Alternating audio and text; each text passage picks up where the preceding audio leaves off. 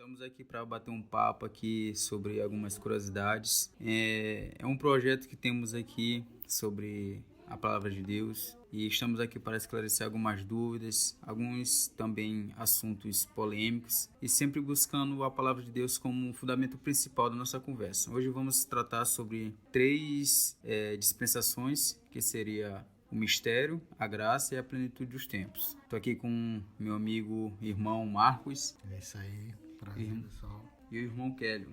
Isso aí, pessoal, prazer. Certo, agora vamos... Irmão Kélio, o tema de hoje é as três dispensações, que é o mistério, a graça e a plenitude dos tempos. Para começar o nosso bate-papo, eu queria saber o que seria mesmo a dispensação, porque procurando no dicionário, o que diria? Que é um período onde certa pessoa passa por uma prova ou obediência referente a alguma divindade. O que o senhor tem a dizer sobre esse tipo de conceito? Muito bem. Nós temos na Bíblia três dispensações, como a gente acabou aqui de citar, né? Dispensação são períodos de tempo, né? Bem como nosso amigo aqui falou, são períodos de tempo. Nessas dispensações, Deus ele se projeta de formas diferentes, seguindo um determinado planejamento. Certo? Em cada dispensação, Deus executa um plano diferente, sempre objetivando a sua grandeza, sempre objetivando a sua glória, tá certo? É isso aí. Dispensações são períodos de tempo em que Deus ele trabalha de formas diferentes e se manifesta também de formas diferentes. São três dispensações faladas por Paulo. Mas, se a gente estudar um pouco a teologia, alguns teólogos vão falar de 7 dispensações. Não está errado essa questão das 7 dispensações. Biblicamente falando, né, que está escrito de verdade, né, dispensação, nós temos essas três, que é a dispensação do mistério, a dispensação da graça e a dispensação da plenitude dos tempos. Essas três nós encontramos na carta de Paulo aos Efésios, ok? Vou passar aqui a palavra para o irmão Marcos, meu xará aqui. Eu até esqueci de me apresentar, que eu também me chamo Marcos, é Marcos Will, que esse aqui é o Marcos Rodrigues. Vamos lá, Marcos, o que você tem a dizer sobre esse tema que nos espera? É um tema bastante interessante, até porque são fundamentos que também fazem parte da doutrina bíblica e que, em grande parte, acontece que não são estudados, né? Muitas vezes nos templos que nós frequentamos, nos cultos que nós chamamos de doutrina, nós geralmente não aprendemos tais assuntos. Então, a iniciativa é interessante, muito boa até para nós compreendermos também alguns fatos que na Bíblia passam despercebidos ou apercebidos, né? Também desmistificando algumas questões, como o irmão já apresentou, o irmão Kélio, sobre outras propostas, como aparece 7 dispensações. E ao decorrer, ele não vai tratar das 7, é claro, vai tratar das 3 dispensações que são biblicamente comprovadas, né?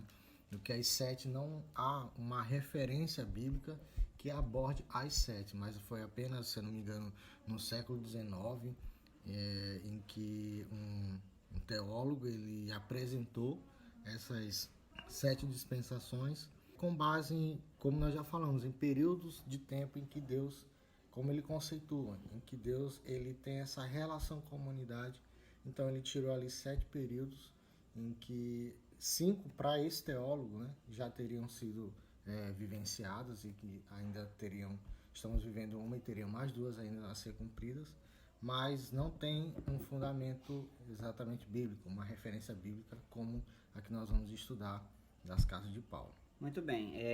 Com relação à primeira dispensação, que é a da graça, nós encontramos, a primeira que é mistério, nós encontramos em Efésios capítulo 3, versículo 9, que diz assim: e trazer ao conhecimento de todos os homens qual seja a dispensação do mistério, que desde antes dos séculos esteve escondido em Deus, que criou todas as coisas por meio de Jesus Cristo. A segunda dispensação é a da graça, que se encontra em Efésios, capítulo 3, versículo 2.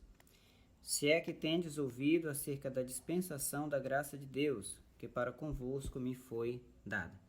E a terceira dispensação nós encontramos em Efésios, capítulo 1, e versículo 10, que diz: de convergir em Cristo na dispensação da plenitude dos tempos, encabeçar todas as coisas, tanto as que estão nos céus como as que estão na terra.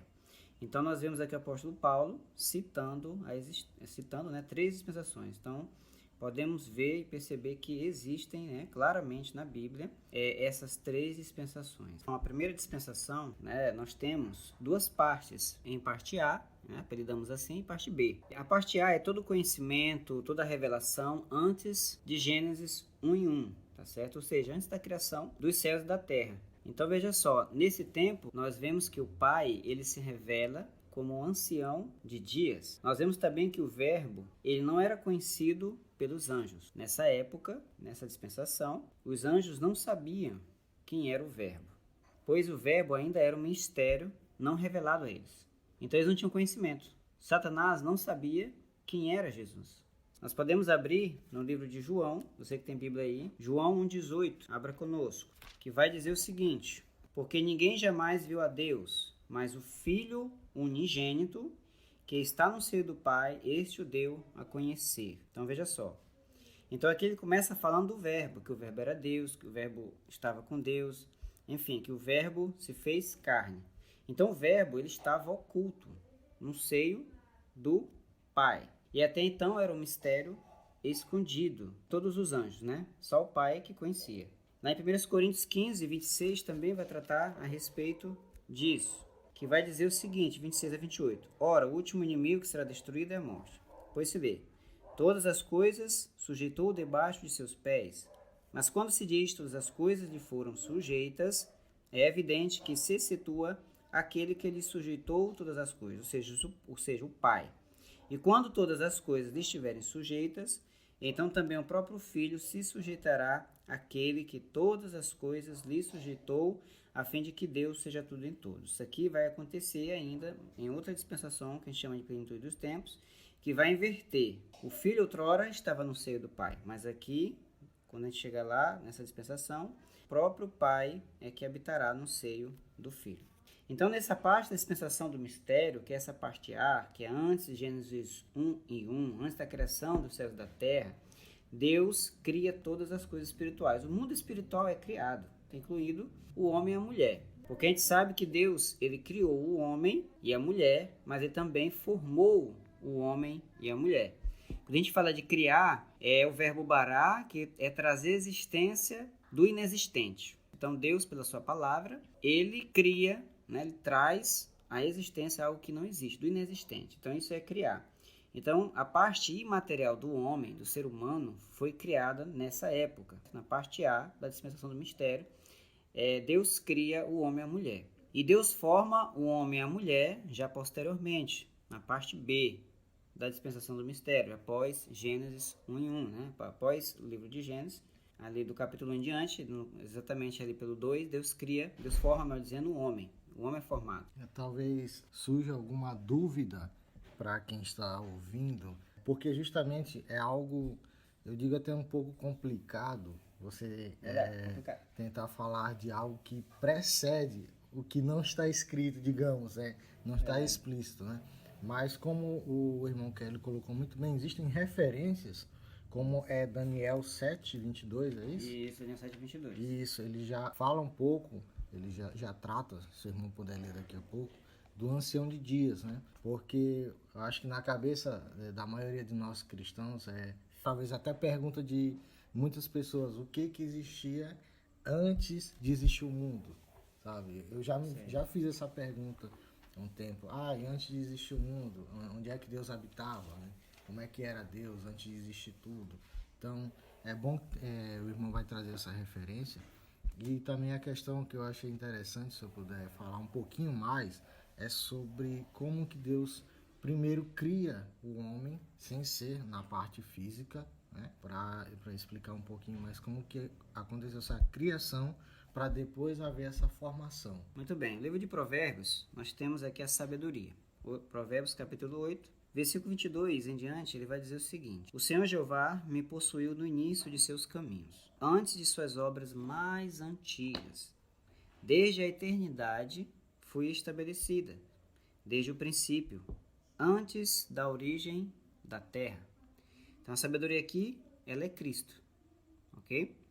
Então aqui a sabedoria é Cristo, e ele está falando que o Senhor Jeová me possuiu no início. ou seja, ele estava ali presente. Antes de suas obras mais antigas, desde a eternidade, foi estabelecida desde o princípio, antes da origem da terra, quando ainda não haviam abismos. Olha, veja só, nem um abismo ainda não havia sido criado. Foi dada a luz, e antes ainda de haver mananciais de água abundante. Antes que os montes fossem estabelecidos, antes dos outeiros eu fui concebida. Aqui é sabedoria. Quando ele ainda não tinha feito a terra nem os seus campos, nem sequer o princípio da poeira do mundo, ou seja, o cosmo ainda não havia sido criado.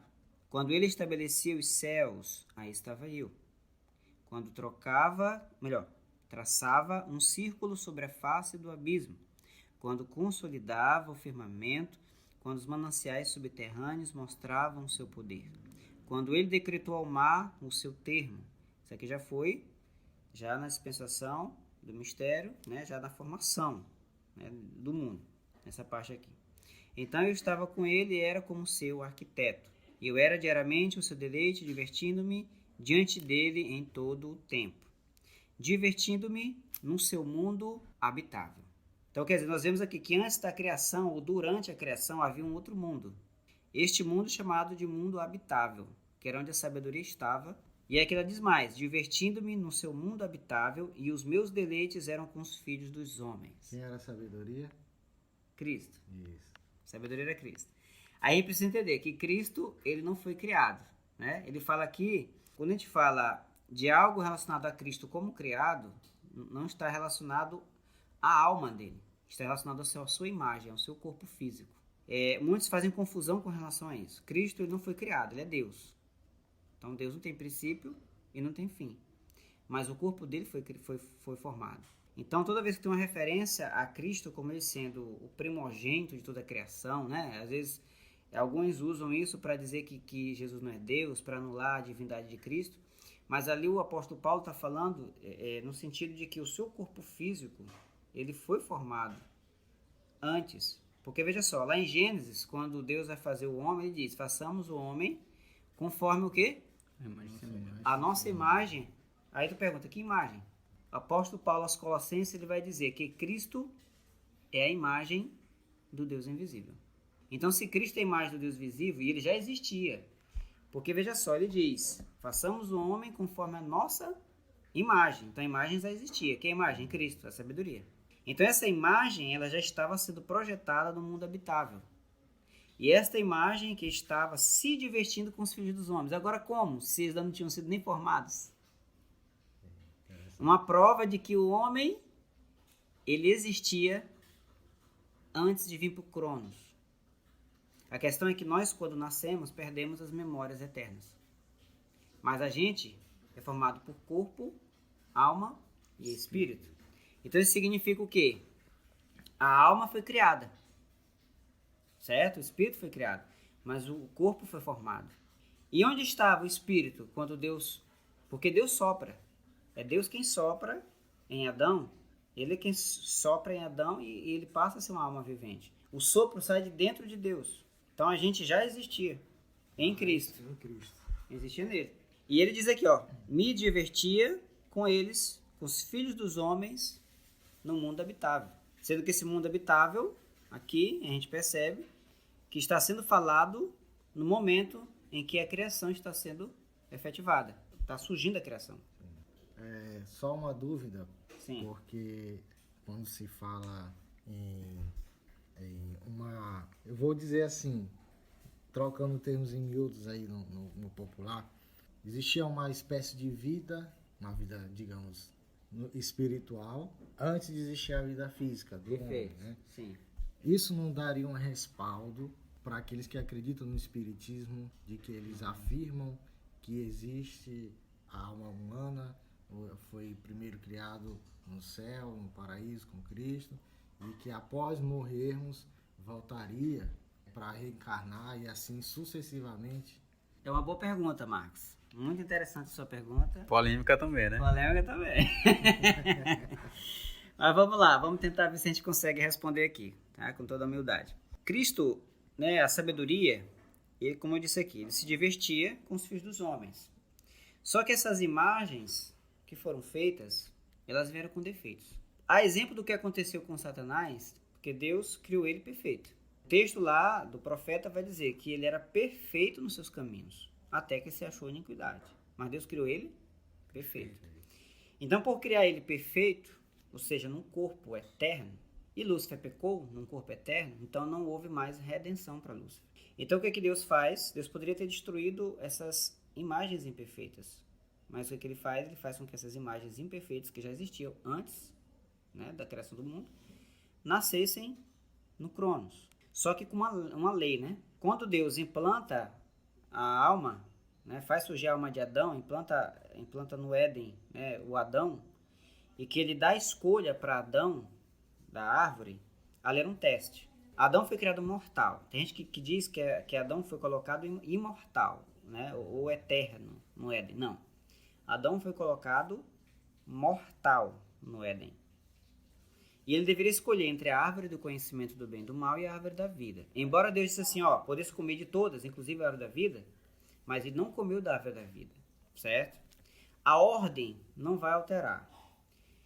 Deus diz assim, depois que o Adão come e Eva comem do fruto, Deus diz assim, vamos tirá-lo, porque foi uma proteção do jardim, para que ele não coma também da árvore da vida e viva eternamente. Por quê? Porque ele havia pecado, e se ele comesse do fruto da árvore da vida em pecado, ele seria um pecador eterno. Igual a Lúcifer. Se ele fosse eterno no jardim e pecasse, era a situação de Lúcifer. Eterno e pecou. Então não haveria de se falar em redenção para o homem. Muito bem, com relação ao espiritismo, onde eu quero chegar. Existe uma lei que aos homens é dado morrer uma só vez, seguindo após isso o juízo. Então existe Hebreus 9:27 vai falar sobre isso. Então o homem não fica morrendo, nascendo, morrendo, se aperfeiçoando até chegar em um nível em que ele alcance uma certa redenção. Não, porque senão não haveria nem necessidade de Cristo ter vindo morrer por nós na cruz. Mas o homem, ele nasce uma única vez nessa vida, no Cronos, e morre uma única vez também no Cronos. Ou seja, nós só temos uma única oportunidade de passar pelo Cronos. Não passamos duas vezes pelo Cronos, certo? Mas isso não anula o fato de que nós já existíamos na eternidade. Então, nessa dispensação do mistério, parte A, Deus ainda não tinha formado o mundo, né? E havia um trono de Deus que estava sobre o monte Sião. Antes de ele criar a terra, né? Porque a gente acha também que foi assim no estalar de dedo, né? E não foi bem assim. Então Deus, antes de ele criar a terra, havia, né? Ou há até hoje, podemos dizer assim, existe um monte que ele é um monte original. Quem nunca leu o Salmo 125, versículo 1, é muito citado, né? Os que confiam no Senhor são como um monte Sião, que não se abala, mas permanece para sempre. Só que aí, quando a gente lê Pedro, o apóstolo Pedro, ele vai dizer que nós aguardamos novos céus e nova terra. E quando a gente vai para o Apocalipse, a gente vê que o mundo ele vai passar por uma destruição terrível. Até mesmo passar por uma transformação pelo fogo. O fogo vai consumir tudo. Por isso que vai ter uma nova terra. Então a Bíblia não mente. Então que monte é esse que vai permanecer para sempre se esse monte vai ser destruído, vai ser consumido pelo fogo? Né? Então a Bíblia, aparentemente, se a gente fosse entender que fosse o monte da terra, entraria em contradição. Mas quando o salmista ele fala a respeito do monte Sião, ele está se referindo ao monte original, tá certo? Ao monte original, o monte que se encontra lá no terceiro céu. Então nós vamos ler aqui Ezequiel capítulo 28, para a gente poder começar a nos aprofundar mais nesse texto. Existe uma coisa na palavra de Deus chamada de tipologia profética. O que seria essa tipologia profética?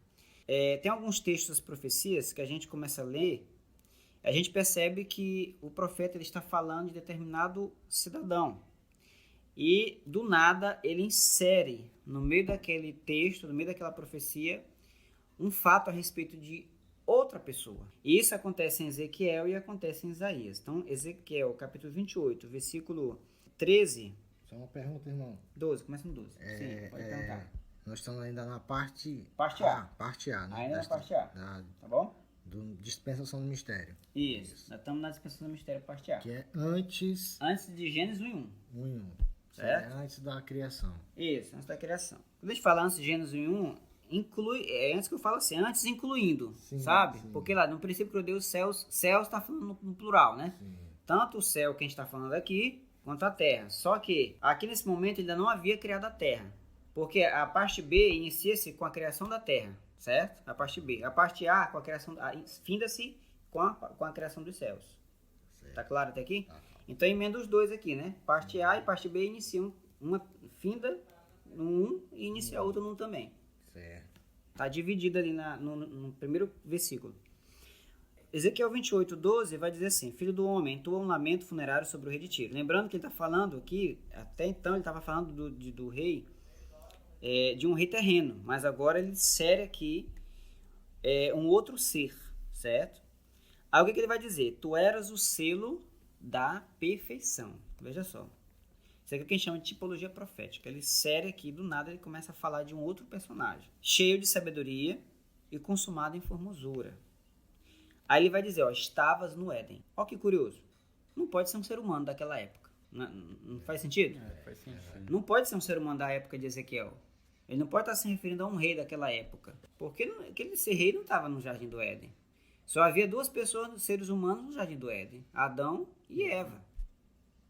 Certo? Pelo menos para início de conversa. Havia os dois. Então ele vai dizer que estavas no Éden, no Jardim de Deus. Aí é o detalhe aqui interessante. Ele vai falar de 9 pedras, pelas quais o corpo daquele cidadão se revestia. Ele se vestia dessas pedras. Aí nos dá a seguinte indagação. De que Éden ele está falando? Porque no Éden de Adão e Eva, ele já não mais se vestia assim.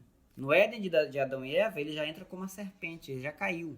Ele já não está mais vestido com essas pedras preciosas. Vocês estão conseguindo entender? Sim. Então quer dizer, de que Éden ele está falando?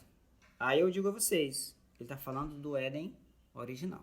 Hebreus capítulo 11, versículo 2, por aí, vai dizer que as coisas visíveis, elas vieram a existir das coisas invisíveis.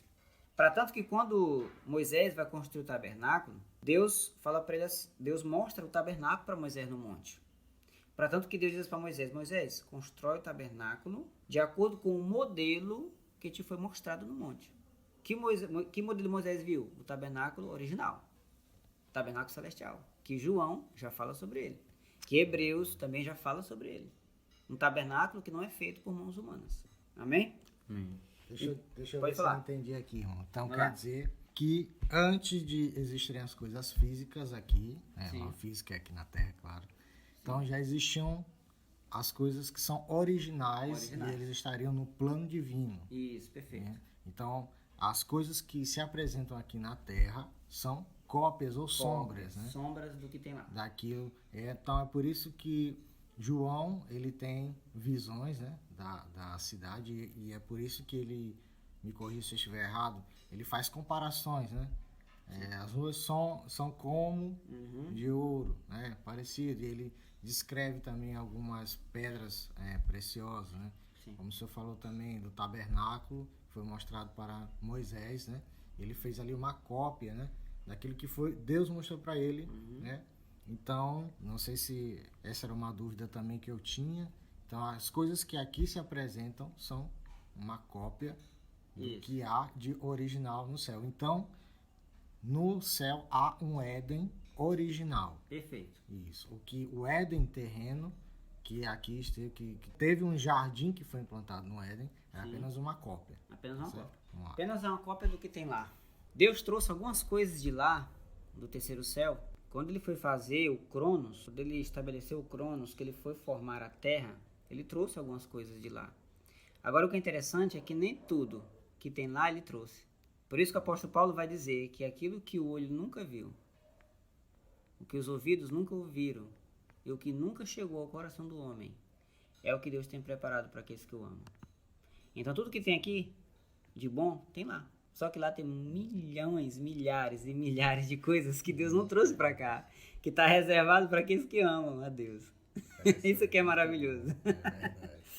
Então, voltando aqui ao Éden original. Então, estavas no Éden. Então, aqui, ó, nós vemos que o luzeiro, né? O termo mais correto para Lúcifer é luzeiro. Então, nós vemos aqui que o luzeiro, ele estava no Éden original. E ele se vestia de todas essas pedras preciosas. Aí ele diz mais. Tu eras o querubim ungido, certo? A unção, ela tem uma finalidade. O que é a unção? Uma capacitação dada por Deus para uma finalidade. Então, ele tinha um propósito. O luzeiro, quando estava lá no monte, né, no Éden, ele tinha esse propósito. Aí ele diz mais assim, ó, tu eras um querubim ungido protetor.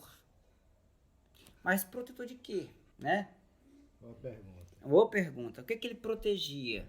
O que ele fazia? Aí ele vai dizer assim, ó, te estabeleci sobre o santo monte de Deus. Opa, olha o monte aqui aparecendo. Então nós temos um monte lá, que é o monte original, o monte Sião também, que é citado em Salmo 125, versículo 1. E esse monte, sim, não se abala. Esse monte, sim, é original, que não se abala e firme permanecerá para sempre, que é o monte original.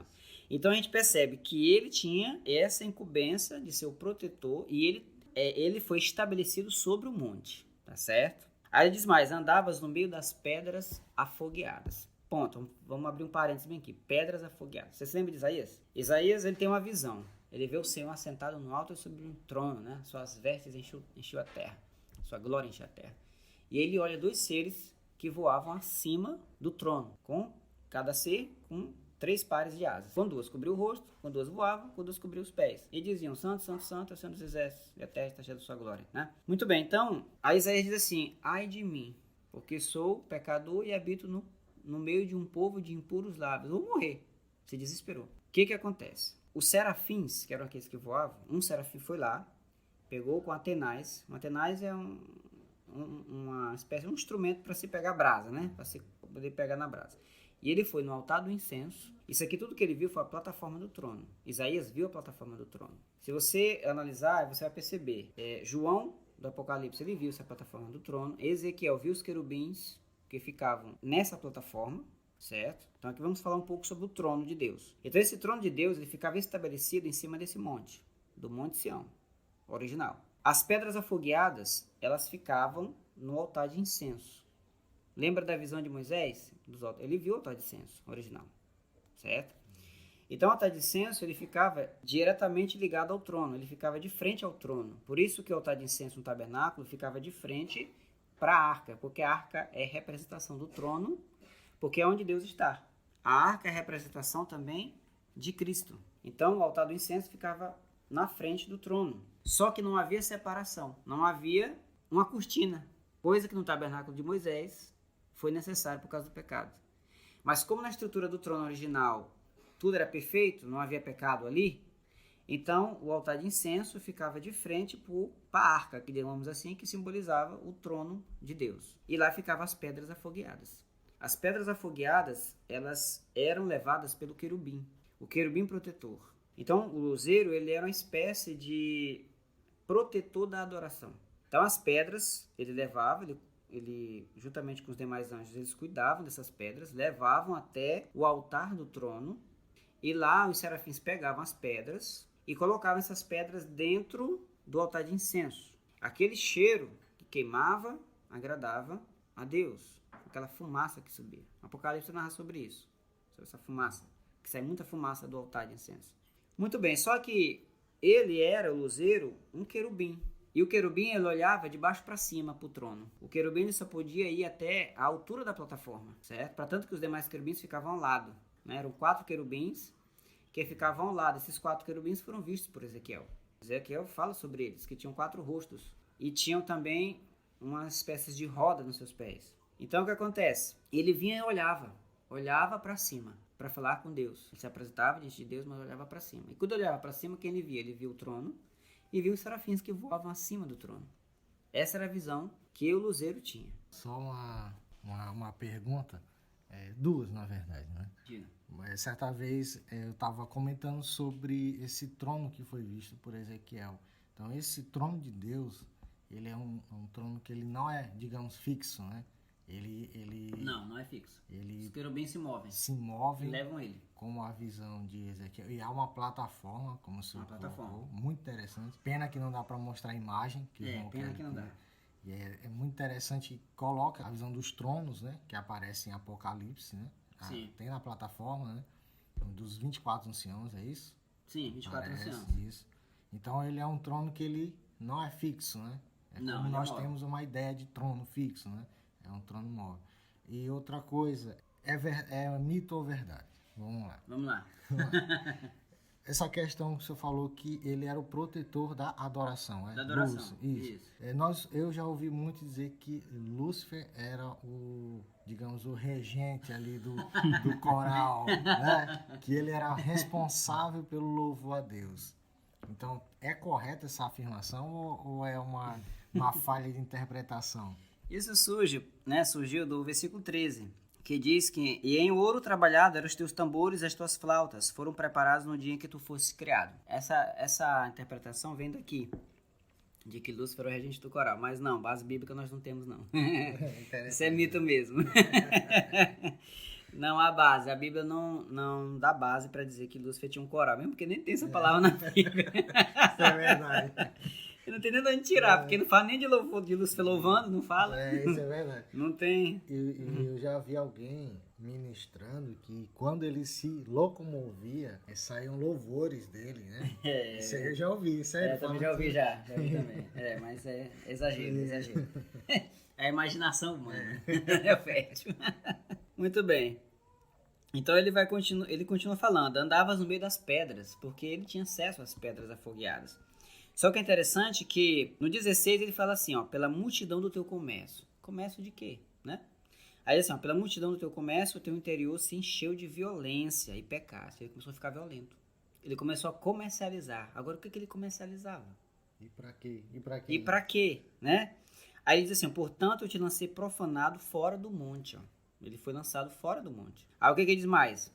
Ó querubim protetor. Então aqui não dá margem para pensar que seja um ser humano. Tá falando de um querubim. Então é dele. E do meio das pedras afogueadas fosse tirado. Ou seja, no meio da adoração.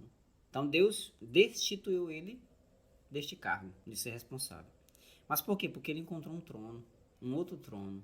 Luzeiro, encontrou. Luzeiro. Um outro trono. Um outro trono. E ele achou que o trono era dele. Porque ele era por maioral de Maioral, muitos, né? Ele era o maioral, chefe, digamos assim. Então ele pensou que, como ele era o chefe da adoração, o protetor, ele achou que o trono era para ele. E esse trono foi visto por João. João narra a existência de 2 tronos na plataforma. Não é verdade? Você já leu essa passagem? Pois é, em Apocalipse. Vai narrar a existência de 2 tronos. Um trono para o ancião de dias, que é o pai, e um trono para o filho. Então existiam havia 2 tronos. E nesses 2 tronos, ninguém poderia sentar.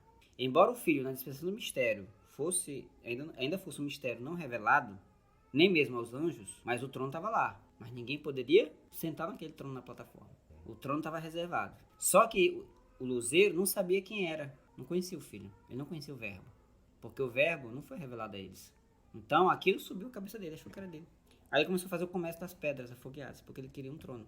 Ele queria então colocar as pedras em frente ao trono dele. Perfeito. Ele queria uma vontade de adoração para ele. Então, recapitulando que as pedras afogueadas, né, eram colocadas no altar do incenso. No altar do incenso, que serviria ali de adoração. Adoração. Né? Símbolo da adoração. Quando se fala na adoração de que ele era protetor, é essa, né? Essa adoração. Não era o louvor.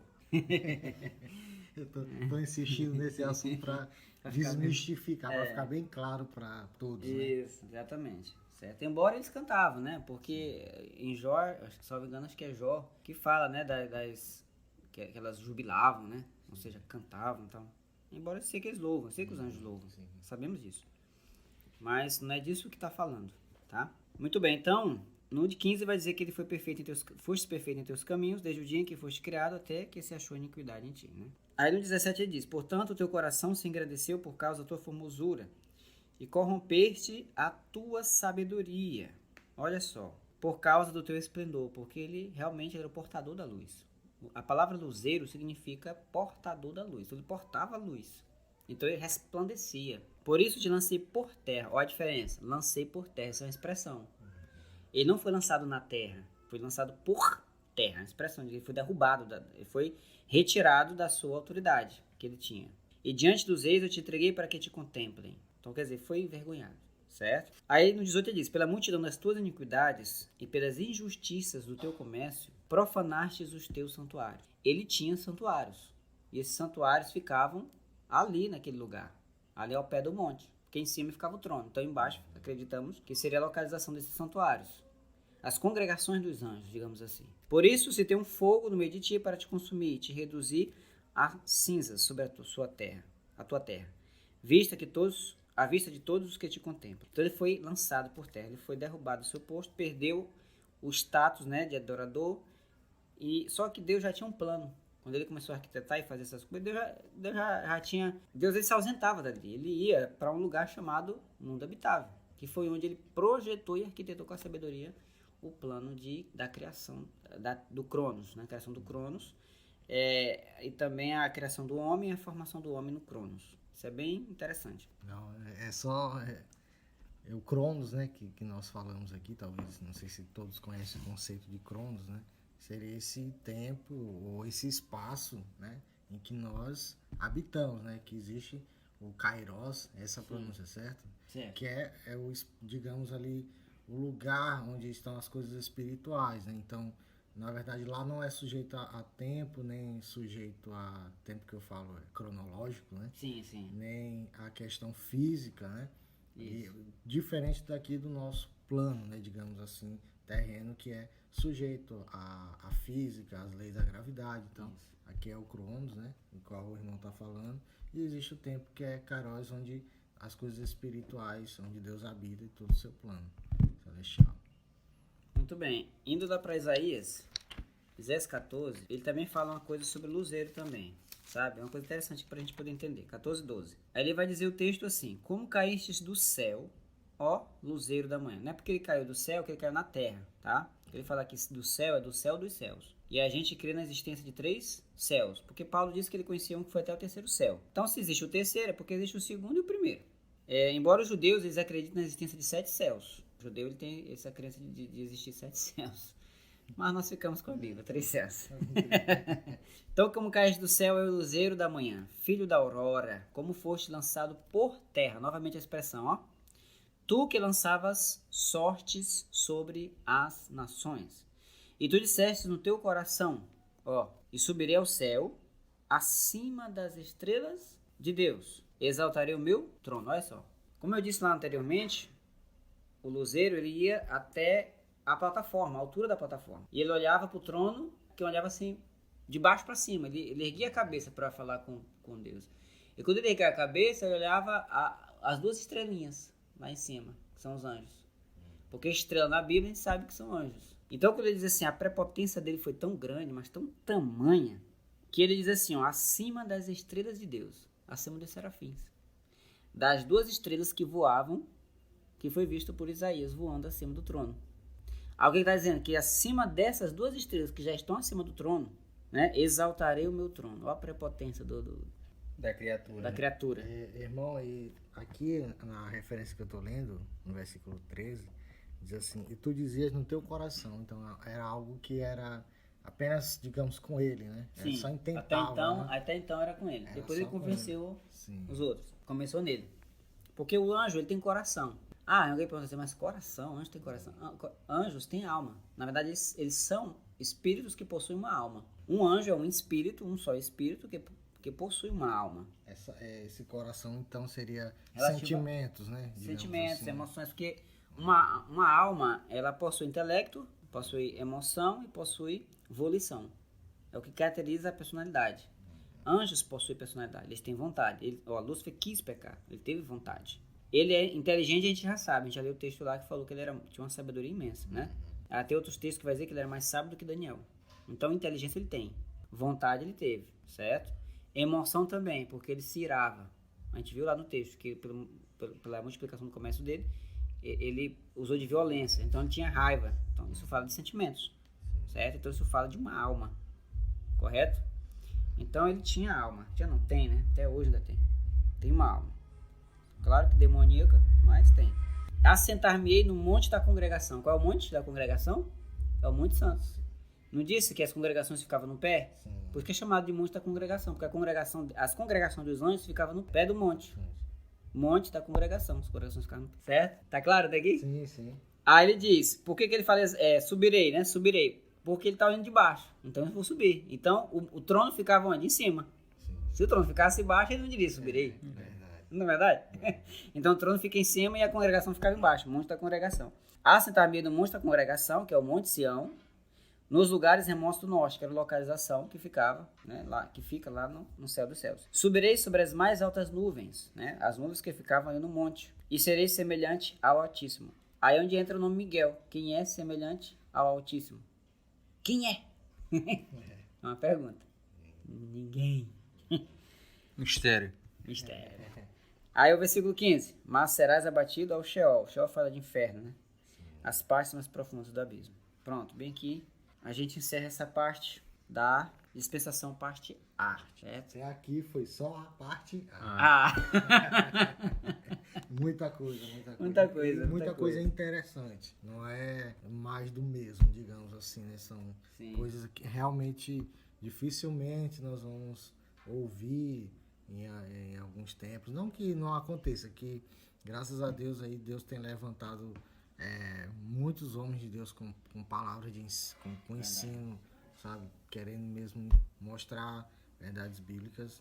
E eu acho um assunto extremamente interessante para nós compreendermos aí as escrituras. Muito bem, com relação ainda à parte A, nós temos a plataforma do trono, né? Vamos falar um pouco sobre ela. Para a gente poder falar um pouco sobre ela, nós temos que ir lá para Apocalipse, por incrível que pareça. Porque o livro de Apocalipse vai falar das coisas que são, das coisas que eram e das coisas que serão. Porque a eternidade, ela possui 3 dimensões. O é, o era e o será. Não é presente, passado e futuro, gente. Porque lá não existe tempo corrido nem passado, não existe isso. Os 3 são um só, né? Digamos assim. Então, nós vemos ali no livro de Apocalipse que João ele começa falando das coisas que são.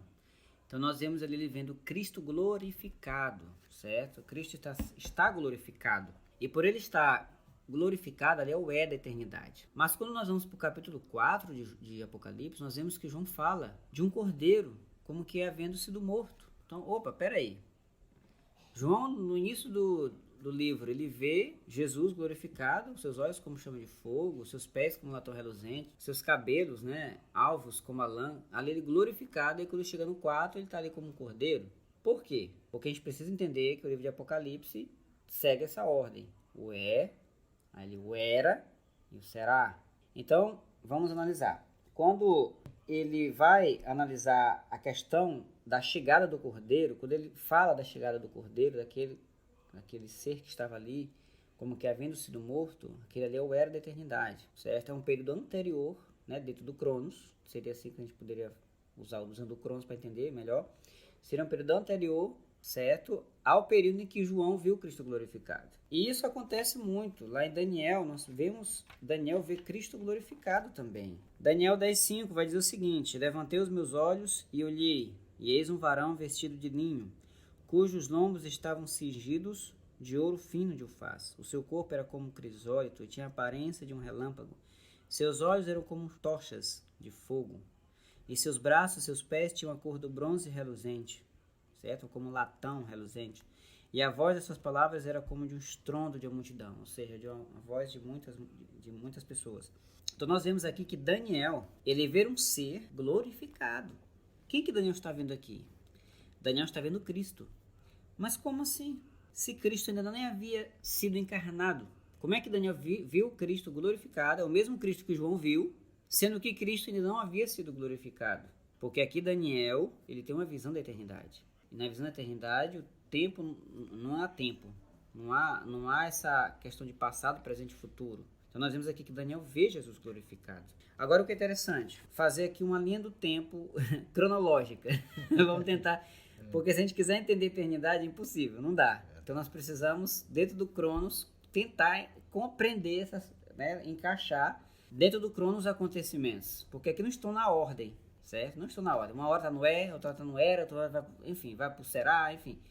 Não está numa ordem cronológica dentro, como se fosse no nosso tempo, né? Então vamos começar com Atos dos Apóstolos, capítulo 1 e versículo 9. Tendo dito estas coisas, ele foi arrebatado às alturas, e uma nuvem o recebeu, encobrindo dos seus olhos. Olha só.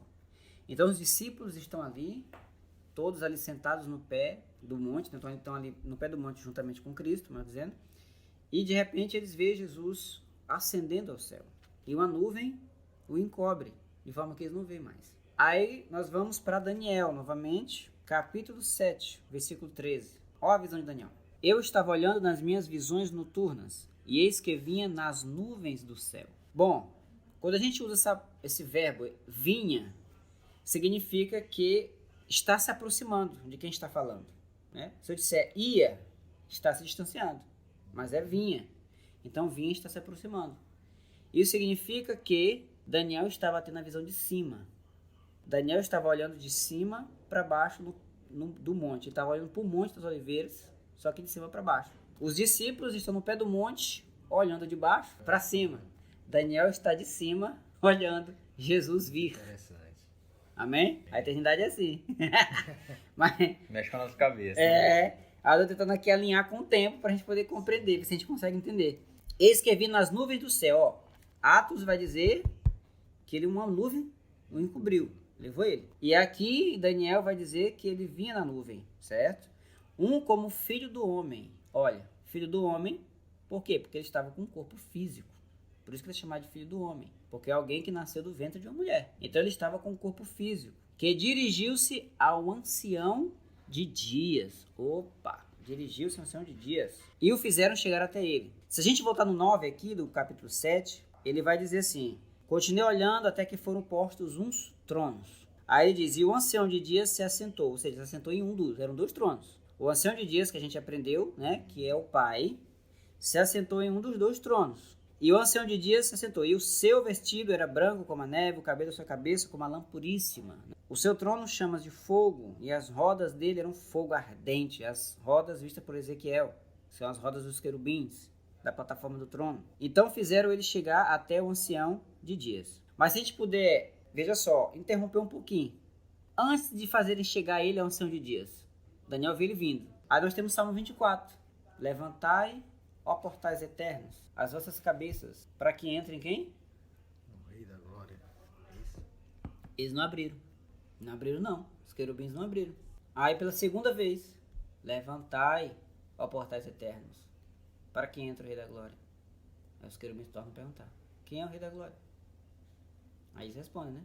O Senhor dos Exércitos, e ele é o Rei da Glória. A questão é que eles olhavam para lá e viam um trono. Porque esses 2 tronos foram postos posteriormente à chegada do Filho do Homem. Até então havia apenas um trono colocado, ok? Então eles não sabiam. Por quê? Por que não sabiam? Porque o projeto da salvação, o plano é o plano. Então o plano você não sai contando para todo mundo. É verdade. Verdade. Deus não saiu contando o plano dele para todo mundo, certo? A gente pensa que os anjos são oniscientes. Não são. Só Deus é onisciente. Os anjos, eles não são oniscientes, nem onipotentes, nem são onipresentes. Então eles precisam que alguém conte. Para eles saber das coisas, alguém tem que contar. Como era uma estratégia, Cristo era um mistério escondido, Cristo era a carta na manga, se podemos dizer assim, do Pai, do ancião de dias, ele não saiu contando. Ele só contou para aqueles que fossem participar diretamente do plano. Por exemplo, quando Jesus nasce, né, nós vemos os anjos no nascimento dele. Nós vemos anjos na tentação, anjos vieram consolá-lo. Mas você vê que é um grupo seleto.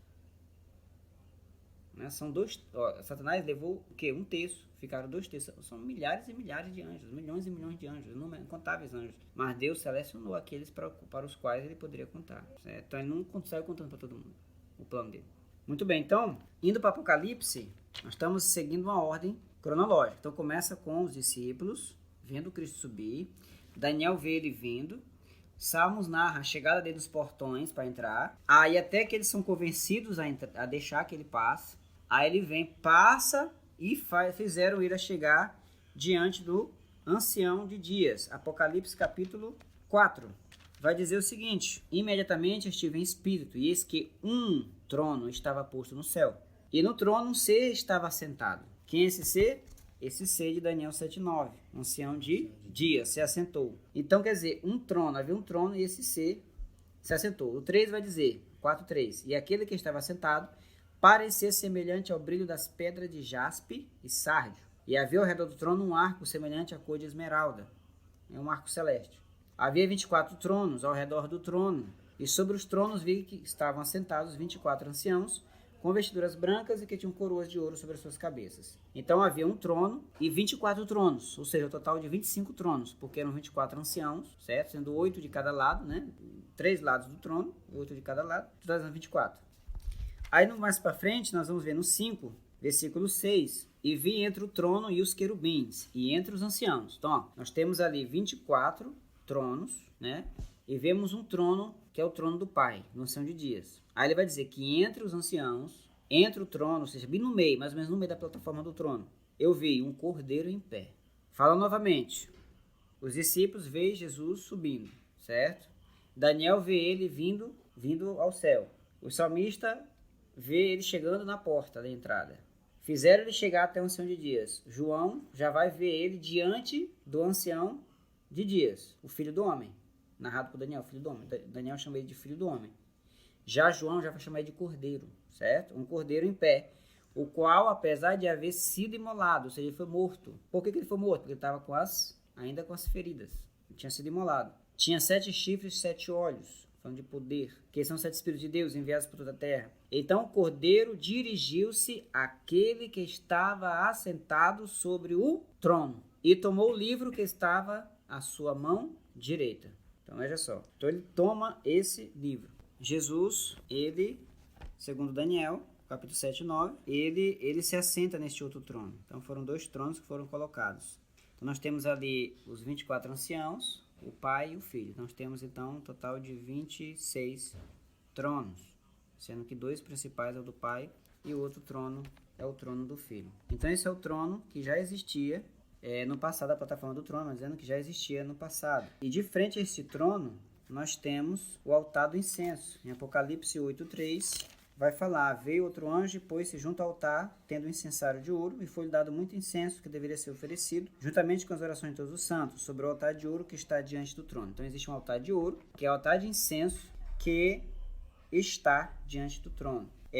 Aqui no Apocalipse, ele fala do incenso como sendo as orações. No passado eram as pedras afogueadas, que eram usadas no trono para adoração. Elas foram substituídas pelas orações, porque agora as orações é que são o incenso, que diante do altar de Deus fumega, e aquele cheiro é agradável diante do Senhor. Louvado seja Deus. Nós temos ainda, a respeito da dispensação, que desse trono ele sai um mar. Apocalipse 4:6 vai dizer que sai um mar, certo? Corria um mar. E esse mar ele descia pelo monte. Tem até um monte aqui na terra chamado de Monte Hermon, que ele também é uma tipologia desse monte Sião original, certo? Porque as águas descem, jorram de cima, né, lá do topo mesmo, tem uma nascente em cima, e desce. Da mesma forma é aqui a plataforma do trono em cima do monte. Esse mar que sai de diante do trono também regava toda a erva verde no monte Sião. Então foi nessa dispensação que a cidade foi arquitetada, né? A cidade da Nova Jerusalém. Foi aqui nessa dispensação parte A que Deus arquiteta a cidade.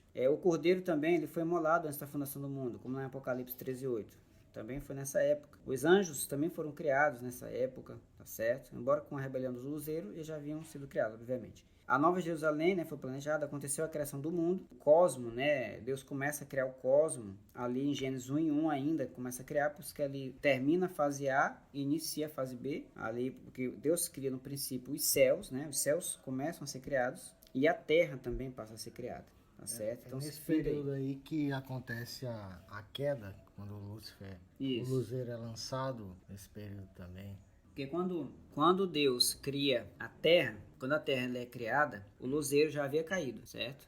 Ele já havia sido deportado da sua função, digamos assim, expulso do monte. Porque o luzeiro, ele habitava a eternidade, só que ele foi expulso da eternidade. E agora ele está no Cronos. Uma coisa que muita gente não sabe é que Satanás, ele está no Cronos, ele não está na eternidade. Então ele está limitado ao tempo que nem nós. O ontem, o hoje e o amanhã. Passado é passado, ele não pode voltar. Ele não pode voltar no passado, não pode ir ao futuro, ele é limitado, que nem a gente, entendeu? É diferente, na eternidade não, na eternidade Deus se move livremente, mas dentro do Cronos é uma prisão, Deus aprisionou Satanás dentro do Cronos, de forma que ele não pode ir. Ele tá, como o senhor falou no começo, né? Existiam 3 céus, né? Sim. Então ele se encaixa ali, qual do céu? O segundo ou o terceiro? O segundo céu. O segundo céu chamado de regiões celestiais, certo? Também tem outro nome, região de Bazã. Também é apelidado nos Salmos. Os Salmos eles chamam região de Bazã, que é uma referência às regiões celestiais. Inclusive, a região celestial é o mundo habitável, onde Deus, antes da criação da terra, Deus havia criado o homem e a mulher lá. Deus planejou tudo nas regiões celestiais, que é chamado de região de Bazã e também de mundo habitável. Tudo foi criado lá. É bem interessante. Então, aquela que também nós aprendemos, né? Lúcifer caiu na terra, caiu no jardim do Éden. Então, essa ideia também é uma ideia equivocada. Seria isso? É equivocado. Porque eu vi numa figura, numa imagem, né, em que fala dos 3 níveis de céu, né? E que quando os demônios, né? Não necessariamente Lúcifer, né? Mas aqueles que também foram jogados, eles invadem a parte do céu que nós estamos, no Cronos, de forma ilegal, né? Perfeito. Eles precisam de um corpo, né? Para se manifestar, né? Isso. Então essa passagem do segundo céu para o primeiro, esse aqui é o primeiro. Né? Então é uma forma ilegal. Isso, então, legal. Ele está abandonando seu domicílio, certo?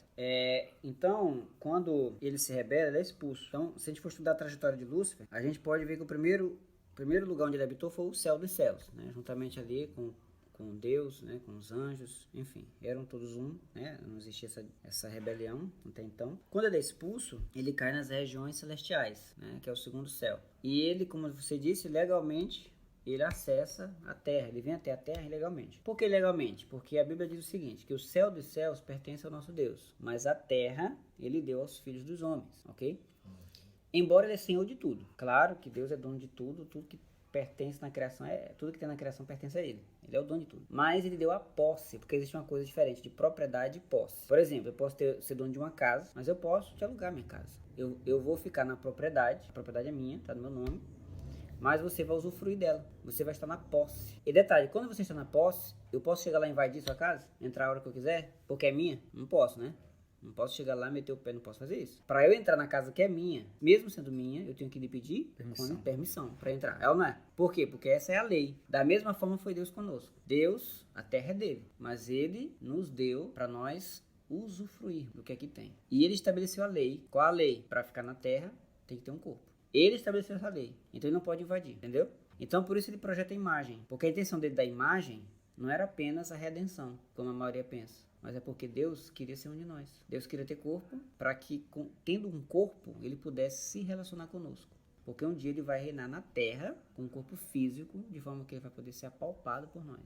Por isso que o apóstolo Paulo vai dizer que nele habita corporalmente toda a plenitude da divindade. Porque é o Pai, o Filho e o Espírito Santo, no futuro, habitarão no corpo do Filho. O corpo, que é a imagem perfeita. Então, ele é expulso das regiões celestiais. Um parênteses aqui interessante. Muita gente não sabe disso, né? A igreja, às vezes, como disse Osés, né? O povo perece porque lhe falta conhecimento. Lúcifer, quando ele entra aqui, qualquer demônio que ele sai das regiões celestiais, ele adentra a terra, ele vem de forma ilegal. Ele não pode estar aqui. E o que isso significa? Que nós podemos mandá-lo para o abismo. Jesus, quando encontrou aqueles demônios que estavam no Gadareno, Mateus não narra, Lucas fala, que eles rogavam para que Jesus não os mandasse para o abismo, porque eles sabiam que eles estavam ilegais, eles não podiam estar ali. E aí eles rogam para que Jesus os mandasse para onde? Para os porcos. Mas eles rogam, Senhor, não nos mande para o abismo, não nos mande para o abismo, porque se eles vão para o abismo, não saem mais de lá. Só vão sair de lá no dia do juízo para serem julgados e lançados no lago de fogo. Porque lá o abismo tem um controle. Polion, que é o anjo do abismo, ele é que tem as chaves. E lá não vai libertar nenhum anjo, a não ser por determinação divina. Isso na hora certa para o juízo, entendeu? Essa narração de Apolion está em Apocalipse. Apocalipse. Abaddon, que é a mesma Polion, que um é grego e outro é hebraico. O que acontece? Então você tem liberdade, se a gente encontrar com um demônio, a gente tem liberdade de mandá-lo para o abismo. Amigo, com uma informação dessa, informação é poder. É verdade. Nenhum demônio vai querer cruzar o caminho da gente com a informação dessa, porque ele vai ter medo de a gente mandar ele pra lá. De lá ele Não sai mais nunca. Não sai de lá mais nunca. Só pra ser jogado lá. Ele praticamente implorou pra Jesus. Jesus teve misericórdia até no demônio, imagina. É verdade. Foi. Jesus teve misericórdia até do demônio. Porque ele não mandou ir pro abismo. Podia ter mandado, né? Mas não mandou. Não, vai pros porcos. Só que eles foram pro porcos, os porcos morreram afogados e eles estavam livres, entendeu? Olha o amor de Jesus invadindo a situação, né? Teve até misericórdia. Teve até misericórdia. Uma coisa que, essa informação que os demônios, quando invadem esse plano, o nosso Cronos, estão ilegais, me veio à mente aquela passagem da tentação a Jesus, que lá diz que foi o próprio Satanás que tentou a Cristo, né? Foi o próprio... Agora, eu fico imaginando, será que provavelmente, né, teria se apossado do corpo, né, de alguém? Porque lá não diz isso, né? Especificamente como no caso da passagem do endemoniado de Gadara, né? Que lá havia um homem em possesso, né? Sim. Agora na tentação de Cristo não diz, né? Se foi uma pessoa... Não foi porque... Só que ele se mostrou, né? Não pode ter sido um ser humano, porque o diabo não tem como possuir o corpo de alguém. Senão ele mata, a pessoa não sobrevive. Porque, rapidinho, que é interessante que dentro até do reino espiritual mal existe hierarquia. Existe. Existe uma diferença entre demônios e o próprio Satanás, né? Existem aquelas hierarquias que, como você colocou também, Márcio, os potestades, os principados, né? Então existe uma hierarquia. É muito bem colocado isso aí, que realmente Satanás ele não pode se apossar do corpo de ninguém. Exceto, não sei se é exceção aqui, com o anticristo, né? Essa que o anticristo não é Satanás. Ele é o próprio... Na verdade, o anticristo ele é um outro ser, sabe? E é apenas uma ponte para tudo acontecer, né? Ele é uma pessoa, ele vai ser um ser humano. Um ser humano que, na verdade, ele é a encarnação do próprio mal. O mal, sabe? A maldade mesmo. Porque Lúcifer foi tentado, né? Sim. Porque eu vi um teólogo, ele dizer que quando se findar as 3 semanas e meia, né? Os 3 anos, desculpa, 3 anos e meio, em que a Nova Jerusalém vem descendo, né? Que vai praticamente expulsar, isso aí ele falou, o Satanás das regiões lá do segundo céu, é que ele vai cair na terra e que essa ressurreição que vai acontecer com o anticristo, que ele vai ser morto, né?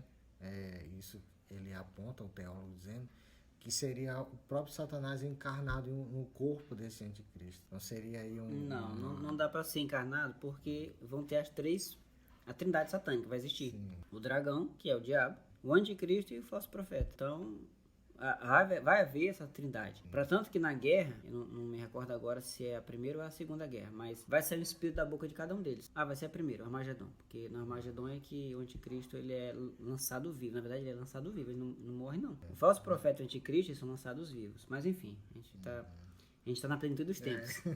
Gente, pulamos. Vamos voltar de novo. Vamos voltar, deixa pra lá, assim. Mais pra frente a gente fala. Mas voltando aqui à hierarquia dos anjos, que está dentro do contexto que nós estamos falando, o Paulo vai dizer para os Paulo aos Efésios 6,10 que a nossa luta não é contra carne e sangue, mas que é contra os principados, potestades, né, dominadores e os celestiais da maldade. Existe um livro do pastor Daniel Mastral, Filho do Fogo, que ele narra que ele é um ex-satanista, né? Que ele foi realmente um satanista da alta magia, e ele narra nos seus livros a respeito dessa hierarquia. Então, mas baseando-se apenas na Bíblia, nós temos essas 4 categorias, né? Principados, potestades, dominadores e hostes. Mas segundo a Mastral, que eu achei interessante, que ele fala, é que para eles lá, hostes, apenas as hostes, né? Eu gosto de chamar de soldadinho de chumbo, apenas as hostes que possuem seres humanos. O pastor Erenason Rocha, ele vai dizer o seguinte, que o diabo, ele não pode, os demônios, tomar posse do espírito humano, porque o espírito humano ele é exclusivo de Deus, pertence ao Senhor. Agora a alma não. Então a pessoa fica possessa na alma, nunca no espírito. Então, aí o Daniel Mastral, no livro dele, ele vai dizer que somente as hostes podem possuir. Qualquer um dos outros que forem tentar possuir, mata. Porque o ser humano não tem capacidade de suportar o peso do poder deles, entendeu? Então o que eles fazem? Canalizam. Que foi o que aconteceu com Judas, que Satanás encheu o coração de Judas, canalizou o coração dele. Não ficou possuído pelo diabo, assim. Ou então, pode ser que o diabo tenha mandado uma hoste. Pode ser também que tenha possuído ele. Das duas, ou ele mandou um soldadinho de chumbo para possuir ele, ou ele canalizou o coração de Judas, entendeu? Das duas umas. Pode ter acontecido. Mas quando se fala de possessão é na alma. Então, voltando aqui a trajetória, então, o luzeiro, o segundo local dele são as regiões celestiais. O terceiro local será a terra. Porque quando a Nova Jerusalém chegar nas regiões celestiais, como a gente vai ter que tocar na plenitude, não vai ter jeito. Ele vai ser expulso de lá, como está lá em Apocalipse 12, né? A guerra entre Miguel. Tem gente que pensa que já aconteceu. Tem gente que pensa que essa guerra aí é a guerra lá da expressão do mistério parte A. Mas não é. Por isso que eles vão dizer que Satanás caiu na terra. Porque eles usam esse texto para dizer, tá vendo? Ele caiu na terra. Vamos lá para Apocalipse 12, vai dizer, 12:7. Então houve uma grande batalha nos céus. Miguel e seus anjos batalharam contra o dragão. E batalharam o dragão e seus anjos. Mas não prevaleceram, nem mais o seu lugar foi achado nos céus. E foi lançado fora aquele grande dragão, a antiga serpente. Só que ele fala, a antiga serpente. Se isso aqui aconteceu na dispensação parte A, ele só foi conhecido como serpente posteriormente. Ele não era conhecido como serpente. Então ele não pode estar falando dessa guerra que já aconteceu, pelo menos para nós do Cronos, já ocorreu. Na eternidade está tudo consumado, né? Mas no Cronos, tudo já aconteceu. Isso aqui já aconteceu, mas isso aqui ainda vai acontecer, ainda não aconteceu. Porque ele fala do sangue do cordeiro, ele fala da antiga serpente, ele fala de acusador dos nossos irmãos. Então o que o diabo acusava? Contar só ele e os anjos. Não faz sentido, né? Então não pode, essa guerra não pode ter acontecido. E aqui fala que ele cai na terra, que ele vai ser precipitado na terra. Tá no passado porque João, ele tá tendo uma visão, então ele tá contando a visão. Então, quando ele conta a visão nesse caso aqui, ele tá falando no passado. Isso ele, quando cai na terra, já é no seguido ali os 3 anos e meio dentro do período que será chamado de tribulação. Isso, né? por isso que ele diz, falta pouco tempo, porque ele vai com grande fúria, porque ele sabe que pouco tempo lhe resta, ou seja, 3 anos e meio. Aí ele vai ser lançado na terra, né, que é o terceiro lugar dele. Aí vai ter a guerra do Armagedon, aí ele vai ser o quê? Preso no abismo. Essa vai ser a quarto local dele. Aí vão se passar 1000 anos, ele vai ser solto, ou seja, ele vai voltar para a Terra de novo. Então vai ser a 5ª colocação dele na Terra. E por último será lançado no Lago de Fogo depois da guerra de Gog e Magog, que será a 6ª e última localidade dele, né? Ali onde ele será atormentado para todo o sempre. Então nós temos a existência desses 3 céus, que é o primeiro céu, o céu da graça inacessível, onde Deus habita, o Monte Sião original, o Éden original, tudo original está lá, onde o trono de Deus está, digamos assim. Temos as regiões celestiais, que é onde os anjos caídos estão, e temos também esse céu da terra, que a gente chama de céu, né? Que é o céu terrestre. Então, como a gente falou, para ficar na terra tem que ter o corpo. O corpo é o passaporte, né? E os demônios, quando dentro aqui, estão ilegais. E nós somos aí uma autoridade divina, né? Nós somos aí como se fosse o quê? Fiscalização? Imigração, pronto, tá aí. Nós somos a imigração de Deus. Quando tem um estrangeiro aqui que não tá sem corpo, né? Temos que mandar ele pro lugar dele, tá certo? Mais alguma colocação? Não, por enquanto. Só, eu queria só tocar um pouquinho no que eu falei lá no princípio da questão de que algumas doutrinas falam de 7 dispensações, né? Eu sei que nós estamos tratando das 3 que são com base bíblica, mas uma coisa que é interessante que eu li é que em cada período dessas dispensações a humanidade teria uma espécie de missão ou responsabilidade para ser feita. Sim. Dentro dessas 3 questões, dessas 3 dispensações, com base no que Paulo fala, nós teríamos também algum tipo de missão, algum tipo de propósito, ou não tem nada a ver diretamente com a gente?